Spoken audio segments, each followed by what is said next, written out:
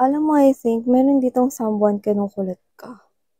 Panay ang chat sa'yo, panay ang text sa'yo, panay ang pagpunta sa'yo, kung alam niya kung saan ka pupuntahan, baka alam niya yung bahay niyo, pinagtatrabahuhan mo, ano. Pero alam mo yung parang energy na parang pagod ka na makipag-deal diyan sa person na 'yan or parang ayaw mo na siya sana ditong ka-connect na. Pero for some reason, parang may iba sa energy mo. And that's what we're gonna find out 'no, kasi parang yung energy mo is alam mo yung nakakakuha ko ng dual, parang half of you gusto mong iwasan 'tong person na 'to, but the other half of you parang gusto mo naman siyang kausapin, okey?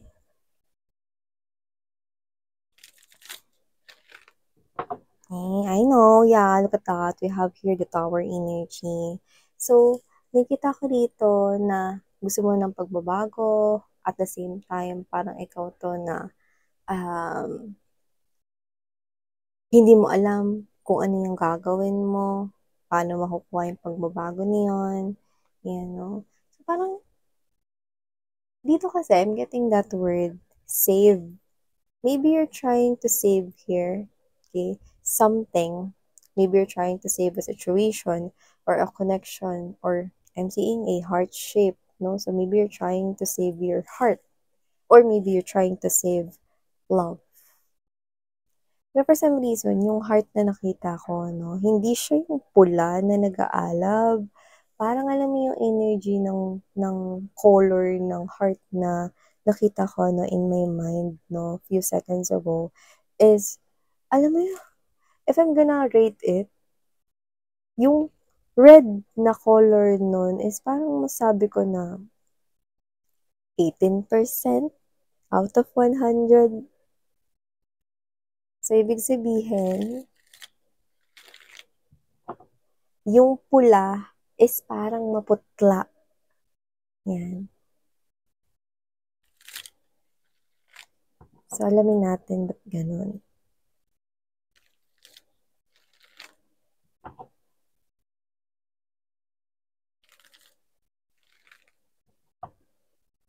Parang gusto mo siyang tumigil na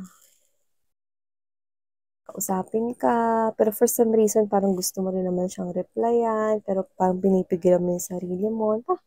Parang naghahati talaga.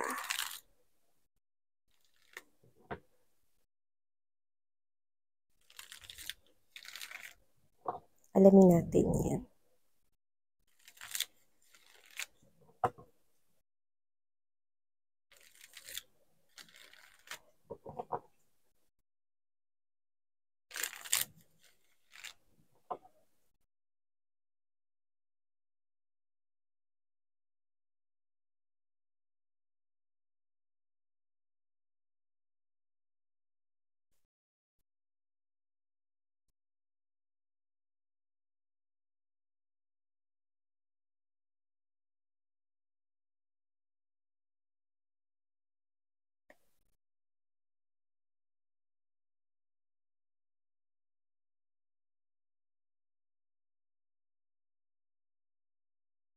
Oh,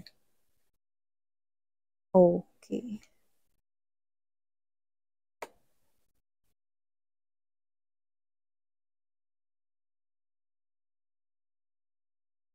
Okay.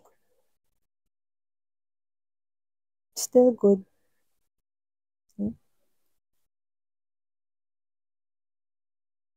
Hey there mga my loves collective, thank you po sa inyong walang sawang pagsuporta 'no, at sa mga bagong subscribers. Hi, ako po si Yan Tuloy. Welcome po kayo dito sa aming community. Sana mag-stay kayo here with us. You might want to subscribe, like, and share. Yan 'no, lalo na kung maka-resonate kayo. Puwede kayo mag-leave ng comment. I would love to see that. Sa inyo mga babes, kung hindi niyo pa pa po tayong other channel, link is down below sa ating description box. At yun nga sa mga returning viewers ko, hi! Thank you po sa inyong palaging walang sawang pagtambay at pagsuporta sa akin. So, wala po tayo ritong gender, bae, lalaki, LGBT, cross-watchers, you can play roles if you want. And at the end of the day, you always have your free will na free nyo ring gamitin. So, yun nga mga babes, no? This is timeless. Pwedeng ito ay tapos na, nangyari na. Pwede naman nangyayari sa kasalukuyan at pwedeng hindi pa. And I think marami yung hindi pa You know? Because I do see that with the Queen of Swords energy and there's this Three of Cups, a strong, okay, Hermit right at the heart of this reading. There you go. Okay? I think this is you. Ano bang mangyayari, Miss Yan, kung sakaling magpasya ko na tanggapin muli yung ex ko sa buhay ko? Regardless of what is the reason behind kung ba't kayo nagkahiwalay ng person na yan, but you're pertaining it as an ex, whoever that is, this is you ang question mo. Kung tatanggapin ko ba siyang ulit sa buhay ko, ano ang sa tingin mong mangyayari? Well, okay, do not ask me, babes. Okay? Ask the angels and guides right here. Okay? So, don't worry because they gave you, okay, answers to this. If you feel that this reading is for you. Okay? So, yeah. If this reading is for you, iba sa inyo, posibleng nangyayari na ito. Nangyayari na sa kasalukuyan. So, please, just take only what resonates, no? Bakit, una sa lahat, bakit mo may isip yung ganyang klase ng situation? It is because there's still love. May pagmamahal ka pa rin for that person. Yung iba, kayo ito, no, na sa mga taong dumating sa buhay ninyo, na pinaunlakan ninyo sa inyong heart, no, siya talaga yung minahal mo. Okay? But, there's a strong separation here. That's why you are being reunited. Pwedeng ikaw to na yung iba sa inyo, talagang nagpasya na kayo na pabalikin siya sa buhay ninyo, no? But you're afraid what will happen in the future. Will the history repeat itself? Alis ulit yung tao na yun, iiwan ako ulit niya, magsiseparate kaming dalawa? Or will that person stay in my life for good? Is it A or is it B? I'll just take only what resonates. If you allow your ex-person to come back into your life, if this reading is for you, I do see that with the Hermit card energy right here, this is you. You will find yourself uneasy, hindi mapakali, hindi mapalagay. Why? Let me give you an example of this. Maybe this is you. You love sharing your finances with your person, or you love sharing your blessings, no? Like, sabihin natin ganito, hindi naman posibleng direktang binibigyan mo siya ng pera noon, no? Pero posible po yun, kasi nakita ko dito. Like, dagdag mo na to, Han, sa baon mo for today, you know? You're very generous. You're appearing here as the Six of Coins energy, and you do not mind. Because this is you. You love that person. Gusto mo nakakain siya ng marami, ng sapat, na hindi siya nagugutom, or you're making sure na meron siyang extra money, kung kinakailangan niya man. You're so generous with this person here. Even when naghihirapan mo yun, yung iba sa inyo, boyfriend, girlfriend, or kalib-in niyo pa lamang siya, like hindi pa naman kayo talaga kasal. But you give and support this person because you love him or her. You're holding that pitchel of love. That is not a chalice, babe. The Queen of Cups is holding a pitchel of love. Look at that. Isn't it big? Yeah. That's why I understand your point. Why you're asking me, ano ba mangyayari, Miss Yan, if I'm gonna allow that person to come back into my life? Okay? Because there is still love inside you. Whether you're just denying it, but your heart keeps on loving that person even though ano man yung naging rason kung bakit nagkahiwalay kayo at kahit na siya pa ang dahilan kung bakit nagkahiwalay kayo, hindi mo rin pala talaga mapigilan or makalimutan ang tao na yan. Yan. So, kung magkakabalikan kayo, nakikita ko rito na susubukan mo ulit na magtiwala sa kanya, magbigay sa kanya, you know, but you are in doubt.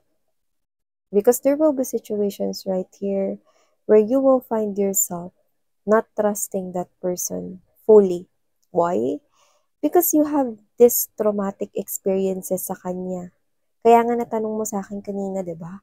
Na, will history repeat itself? Okay, because of the presence of Wheel of Fortune right here. Okay? Kasi yun yung iniisip mo. Yun yung wini-worry mo. No? At hirap na hirap ka ni ibagsak at ilaglag yung burden na yan. Okay?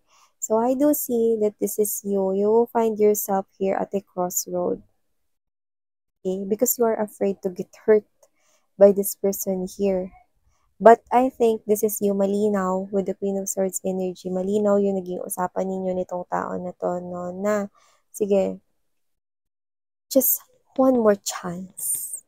Kapag ka hindi ka rito nagpakita ng talagang nagbago ka na,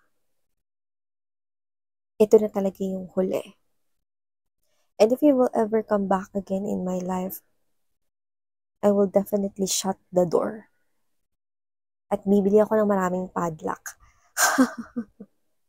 At maglalagay rin ako ng dekuryenteng gate. Ganun, no? So this is you. One last chance. You gave this person here one last chance. You try to trust again this person even though there's doubt in you. At ikaw ito, nakikita ko na magbibigay ka sa kanya ulit ng pera, sabihin natin pera.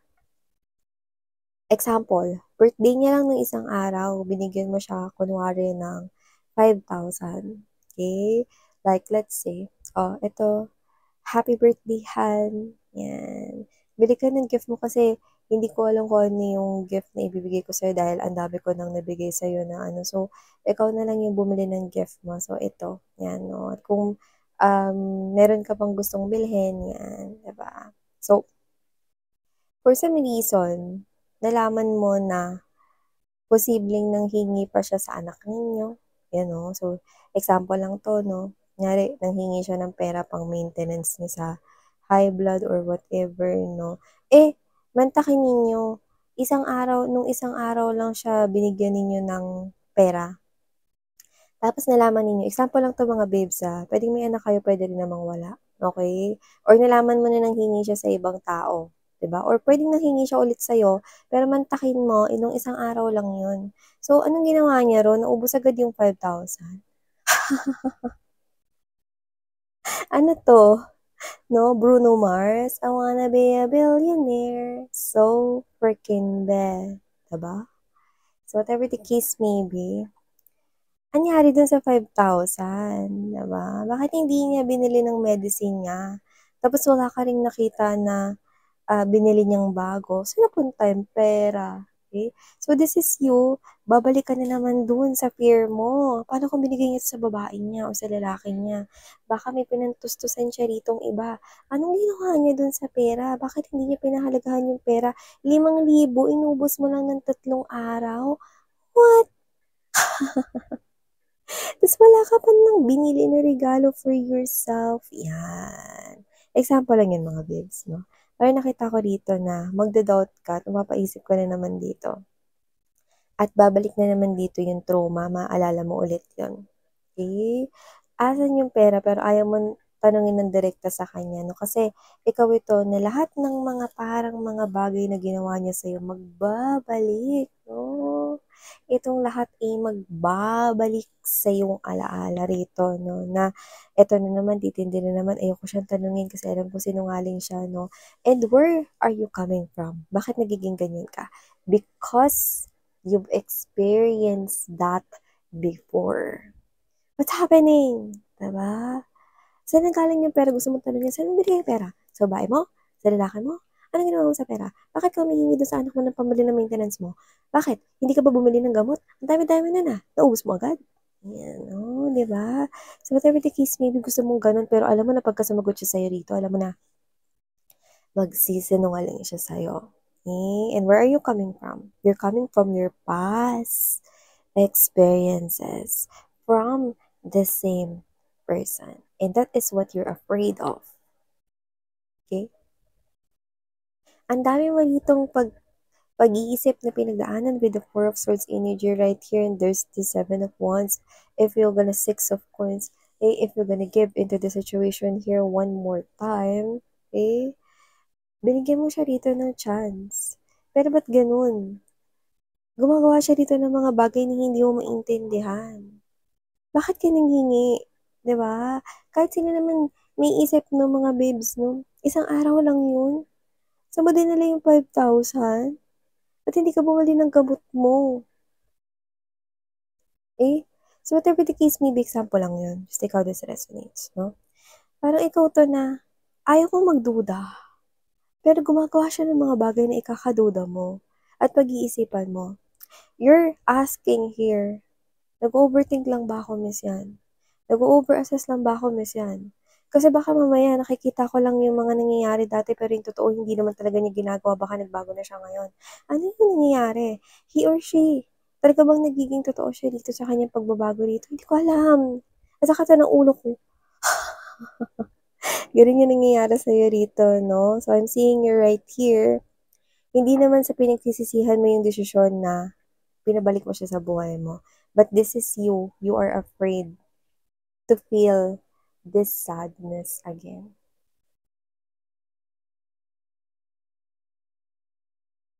But you know what I love from your energy?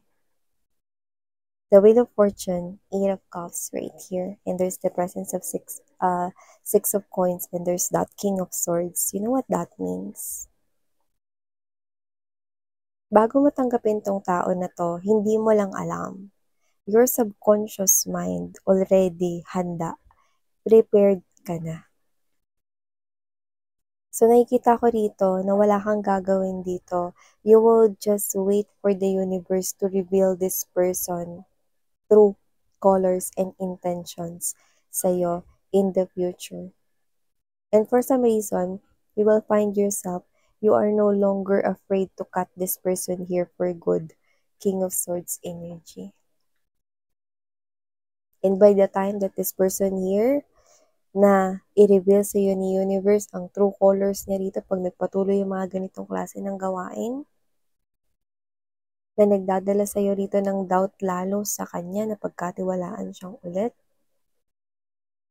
well, the universe will reveal it to you. But this time, handa ka na. Handa ka nang pakawalan siya ng tuluyan. You will not do anything. You will just let this person here show his or her true colors kung talaga nagbago na siya dito. But ano yung nakikita mo dyan, Bisyan?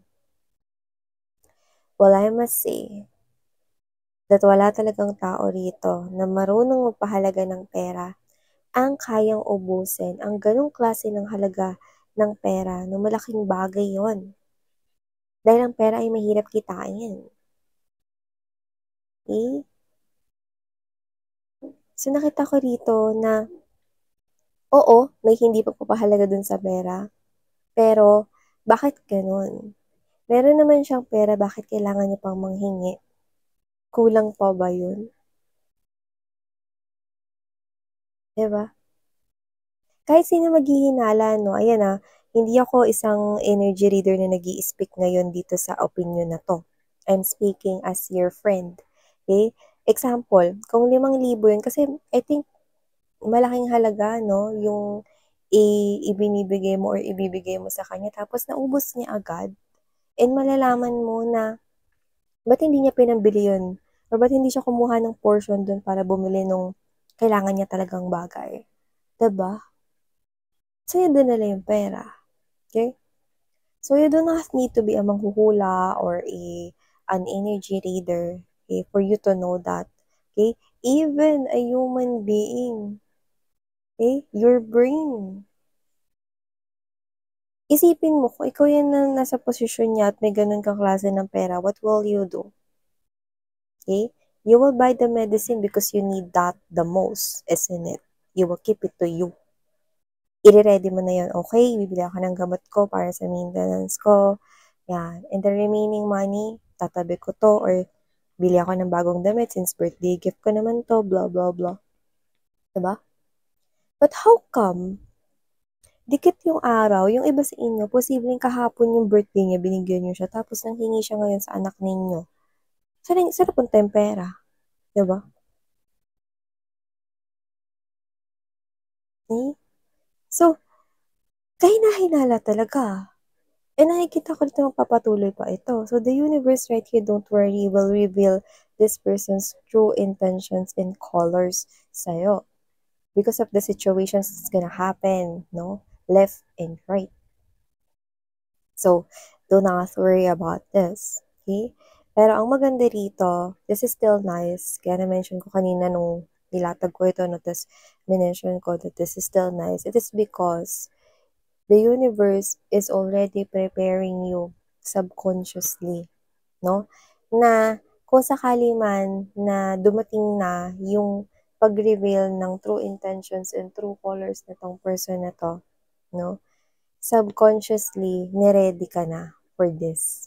So, hindi mo na mararanasan yung sadness na sinasabi mo rito na naranasan mo nung unang beses kanyang niloko or pinagtaksilan or ginawa ng hindi kaaya-aya or hindi maganda. I'm not in a position to tell you not to accept this person here back into your life. But what I love about this is that you already know what you will do if something negative here, no, is mangyari. Handa ka na even though the history will repeat itself. You're not afraid to walk away of Cups energy. And you will not get hurt. Okay? Kagaya ng kung gaano ka nasaktan nung una. Yan. So, I know, life is one big shot, no? Hindi mo makikita ang isang bagay kung hindi mo susubukan at itatry. Okay? So, nakita ko rito that you are not blind and you are mature enough to handle the situation here. And I'm so proud of you. Because at the end of the day, you will still find yourself letting go of something that you no longer need. Yeah. So these are all the messages we've got right here for you, sweethearts. Thank you so much for your time here. And sarang love and light. Annyeong.